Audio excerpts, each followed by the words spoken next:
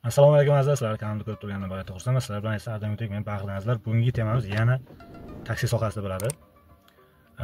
Ya'ni Yandex onlayn alo taksi ishlar to'g'risida batafsil sizlarga yana ma'lumot berib o'tishda davom etamiz azizlar.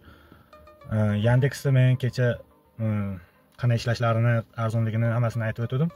Bugun yana Yandex bilan onlayn taksi, alo taksi ishlarida yana bir solishtirib sizlarga batafsil ma'lumot berib o'taman azizlar. Yandexda azizlar bu kilometr hisob olinmaydi.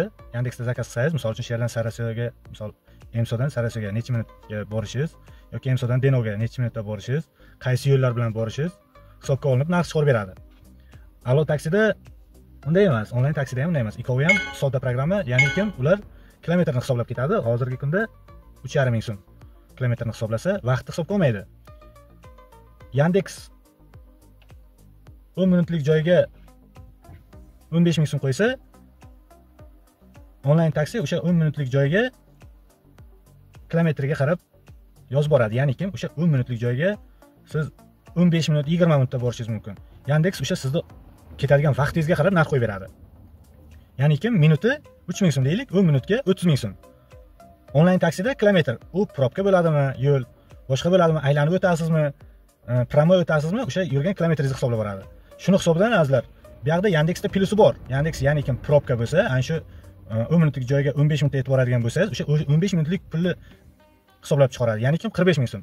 Alo taksida o'sha 10 minutlik joyga 15 minutga borsangiz ham o'sha 30 ming so'mni hisoblab beradi. Mana shu plus minuslari bor azizlar.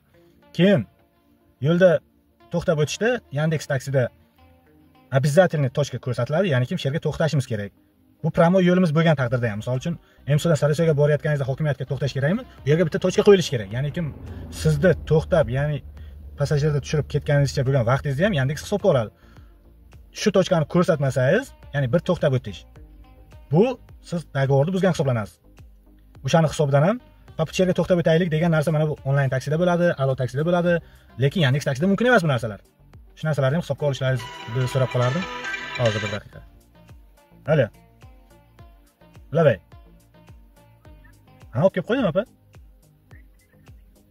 Ana shu pivo zavodda oldidan ozgina kirib chapga burilasiz-ku, o'rmon borida oz tekslab tashlashdi o'sha yerga-da. Ayyo, bemalol opa, telefon qilavering xizmat bo'lsa. Xo'p. Klientlarimiz telefon qilyaptilar.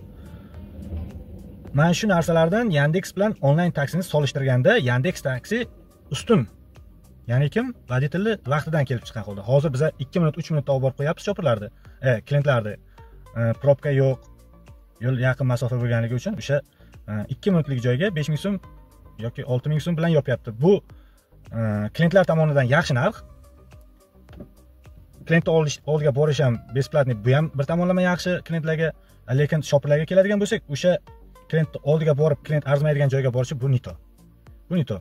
Yandex taksi yaqinda o'sha narsalarni qo'llaydi. Ya'ni voditellar ishlamayaptimi? Значит, narxni ko'tarish kerak. Ishlash uchun, shopir ishlashi uchun. Hozir klientlar ishlayapti, lekin shopir yo'q. Shopir ishlashi uchun bu minimalkani 15 ming qo'yadi. Ya'ni bir qadam joyga boradigan bo'lsangiz ham 15 ming qiladi. Bu yaqin bir hafta 10 kunlar ichida bo'lish kerak. Yaqinda kolичество zakazni yanada tushiribdi, 4 ta zakazga 30 ming qo'yibdi. Bu ham yaxshi. Ana shu Yandex shopir bilan klient o'rtasidagi muomalani to'g'rilab beradi. Bizdan uzoqlashmanglar azizlar, bizlar bilan birga bo'linglar. Har doim biz sizlarga to'liq chiroyli ma'lumotlarni yetkazib borishga harakat qilamiz azizlar.